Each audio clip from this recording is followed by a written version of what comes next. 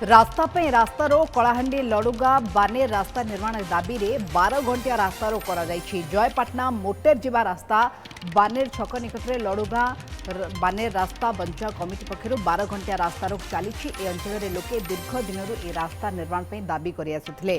बारंबार टेंडर करा जाउथला ताहा मध्ये बातिल होइछि। वर्ष वर्ष धरि ए रास्ता काम चली निर्माण संपूर्ण हो पारु नाही। ए बानेर लडुगा रास्ता उपरे उभय कोकसरा एवं जयपाटना ब्लॉक लोके निर्भर करती।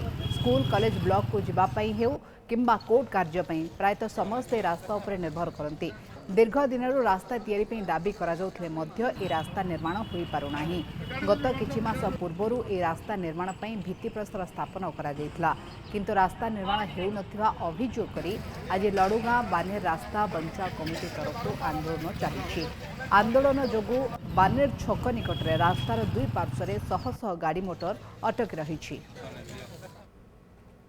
जो राजरास्ता को आम ओल्लू दीर्घ दिन समस्या यहाँ कोकसरा और जयपाटना ब्लॉक को संजोग करुवा मुख्य रास्ता जोटा कि बारंबार स्थानीय जन नेतृत्व मान द्वारा उद्घाटन किंतु अद्यावधि ना पीडब्ल्यूडी रही टेंडर वर्क होची ना से राजरास्ता आम देखी पार्छु।